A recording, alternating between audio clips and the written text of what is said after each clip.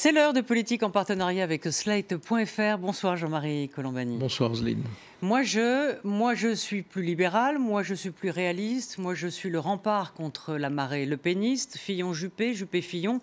Ce n'est justement pas bonnet blanc et blanc bonnet. Les deux austères qui ne se marrent pas, les deux anciens premiers ministres ont encore 3 jours pour séduire et capter.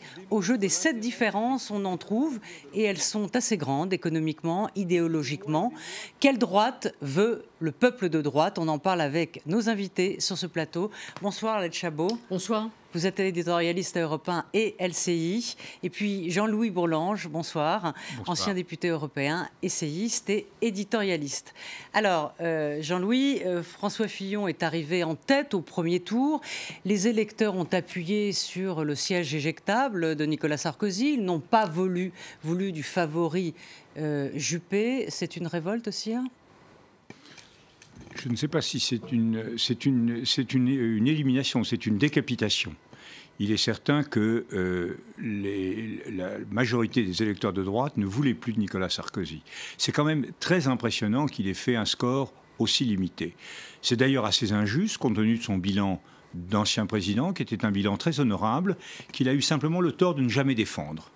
Il a fait toujours campagne, dès d'ailleurs la précédente présidentielle, sur des valeurs qui étaient très différentes, beaucoup plus dures, beaucoup plus radicales, qui étaient différentes de celles de son quinquennat.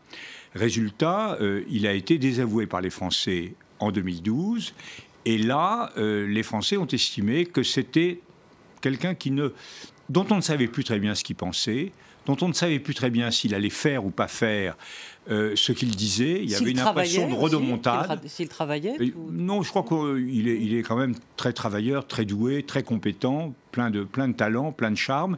Mais les attaques de Buisson de la part de la droite, disant qu'en fait, il se fichait complètement de tout ce qu'il disait, et ça a, je crois, profondément atteint les gens de droite.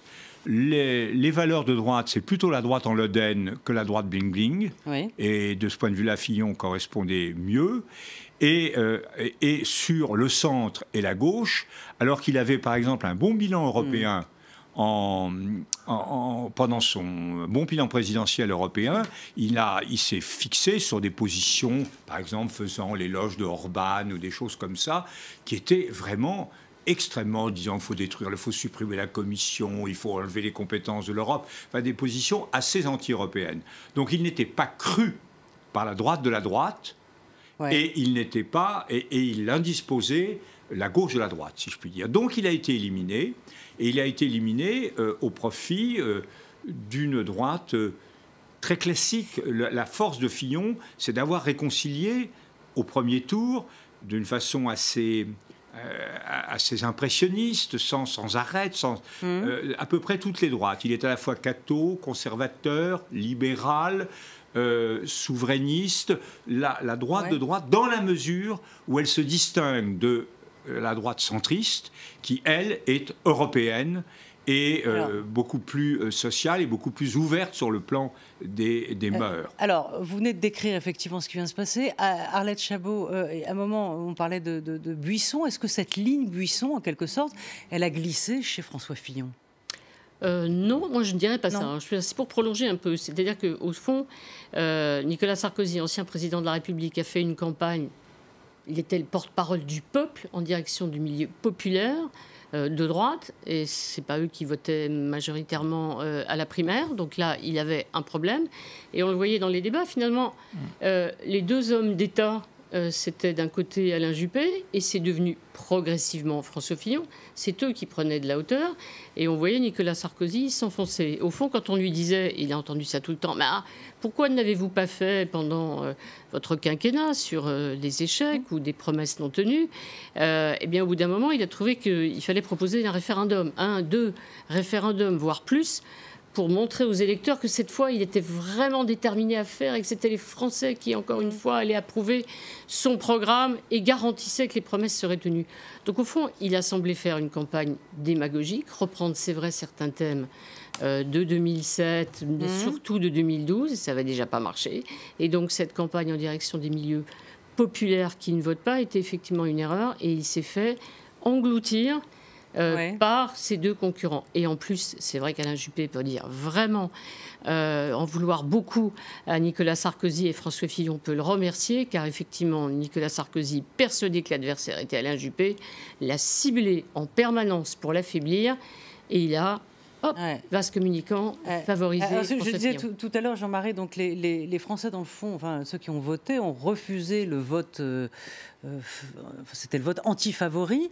Et puis, il y a eu ce candidat, comme dit Jean-Louis Bourlange, comme il l'écrit dans le Point ou dans le Figaro, c'est Fillon, c'est le candidat champignon qui a poussé en 15 jours. Comment vous l'expliquez ? Je ne sais pas l'expliquer. Avant de venir aux champignons, un mot sur Nicolas Sarkozy, parce que décidément, personne ne répond à mes questions. Mais ça va venir. Ne vous perdez rien pour attendre. Oui, c'est ça. Le droit de suite. Ce qu'ont dit Jean-Louis et Arlette tout à l'heure, c'est vrai que Nicolas Sarkozy, tout simplement, avait oublié qu'il avait été président. Et s'il avait campé sur une posture vraiment d'ancien président, les choses auraient pu être différentes. Mais le problème, c'est qu'il a considéré qu'il n'avait pas été battu en 2012. Il a considéré qu'il avait raison sur sa vision de la France en 2012. Il a considéré qu'il lui a manqué 3 jours, 4 jours peut-être pour gagner. Et donc il est resté figé là-dessus et il est reparti au combat sur ces schémas qui étaient des schémas qui n'étaient pas... Les choses avaient changé entre-temps. Bon, et en même temps, il a fait une erreur sur la sociologie du vote des primaires. N'oublions pas que c'est au fond une élite de 4 millions de personnes qui votent, c'est pas l'ensemble du peuple français, et lui a ciblé les choses autrement. Donc ça, c'est... Et puis il a beaucoup travaillé en effet pour François Fillon, lequel a eu vis-à-vis de Nicolas Sarkozy une formule absolument assassine. Sur le général de Gaulle, Imaginez le général de Gaulle mis en examen, et ça, je pense que c'était au fond, d'une certaine façon, l'arrêt de mort. Il était condamné à mort. L'arrêt de mort de Gaulle, mais pas mis en examen. Voilà. Condamné à mort par Vichy. Absolument, par Vichy et par l'OAS. Oui. Voilà. Après, vous évoquiez Patrick Buisson. Est-ce que le buissonnisme s'est réfugié chez Fillon ? Je pense en partie. D'ailleurs, ce matin même. Ah oui, donc Arlette n'est pas d'accord. Ce matin même, Patrick Buisson a officialisé l'éloge qu'il pouvait faire de François Fillon. Et donc, il a dit qu'il se reconnaissait en François Fillon, que c'était François Fillon qui menait le bon combat, oubliant ce qu'il avait écrit. Oubliant ce qu'il avait écrit lui-même sur François Fillon, c'est-à-dire, je cite, un pauvre type. Oui. Donc le voilà rallié maintenant à un pauvre type. Mais ça, c'est justement l'art du retournement de veste qui est maintenant un phénomène assez phénoménal, y compris dans les médias qui nous expliquaient que 15 jours avant que Fillon était mort, et puis qui aujourd'hui disent, mais bien sûr, mais naturellement, etc. Voilà. Ouais. Mais la question pour moi, c'est est-ce que vraiment Alain Juppé et François Fillon, auquel cas c'est un facteur d'explication du succès de François Fillon, encore que tout le monde se penchera longtemps sur ces derniers jours de campagne et sur la volatilité, on en a parlé dimanche soir, mais sur la volatilité de l'électorat désormais. Mais la grande question, c'est est-ce qu'on ne retrouve pas finalement ce que l'on retrouve à chaque échéance importante, c'est-à-dire il y a 2 droites en France. Il y a toujours eu un candidat du RPR et de l'UDF, du RPR et de l'UDF, il y a toujours eu Chirac et Balladur, il faut toujours, la droite a besoin au fond de ce on en avait compté 4 du temps de René Raymond, mais disons que... J'ai dit combien ? Oui, 4. Mais disons fondamentalement, vous voulez dire 3, j'ai dit 4. C'est vraiment un affrontement de 2 droites, et donc bien caractérisé, ou bien est-ce que c'est simplement la posture de François Fillon et par rapport à celle d'Alain Juppé qui l'a emporté? Ça, à ce stade, je ne sais pas répondre à cette deuxième question. Mais je pense qu'il y a en effet 2 visions de la droite et 2 façons d'être à droite. François Fillon étant en quelque sorte naturellement à droite, en envoyant des tas de messages très ciblés.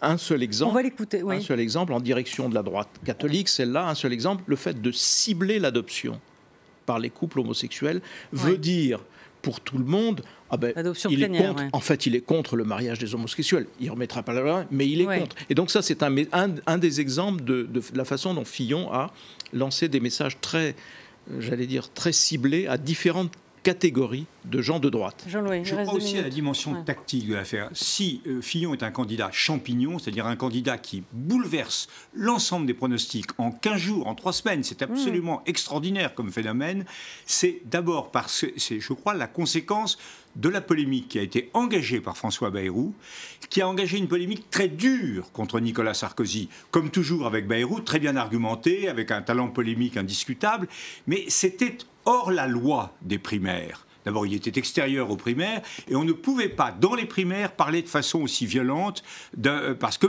c'était en principe un accord entre gentlemen, etc. Or, ça a permis à Sarkozy de riposter là-dessus, de développer un patriotisme qu'on peut qualifier de patriotisme des Républicains, UMP, RPR, je ne sais pas, il y a tout un ensemble derrière, et de sortir en quelque sorte Juppé du cadre de la primaire. Et un certain nombre de gens qui ne voulaient pas de Sarkozy ont dit mais voter Juppé, c'est voter pour quelqu'un qui n'est plus vraiment de chez nous. Et donc ils se sont reportés vers Fillon, et en même temps des gens qui étaient Sarkozy se sont dit Sarkozy n'est plus éligible, ça ne marche pas, mais on ne va pas donner le parti à la marionnette de Bayrou, ce qui était idiot, mais Bayrou avait construit ça comme ça. Ouais. Et du coup, ils ont dit, on en a un autre qui est Fillon. Et donc, il s'est passé quelque chose, et à mon avis, c'était un jeu de dupes, parce que l'idée commune à Sarkozy et à Bayrou, c'était de virer Juppé, de manière qu'ils soient l'un et l'autre candidats, Bayrou disant, je suis enfin candidat, j'ai fait ce que j'ai pu, mais voilà. Et en réalité, ils ont été coiffés au poteau par le troisième homme, si bien que Sarkozy est éliminé, et Bayrou se retrouve... Enfin, Sarkozy sera éliminé, Sarkozy est éliminé, et Bayrou, s'il se retrouve en face de Fillon, sera en face d'un candidat qui sera beaucoup plus difficile à diaboliser que ne l'était le candidat Bling Bling. Merci, on se retrouve dans quelques instants. Un tour d'horizon de l'actualité, et à tout de suite, on continue le débat.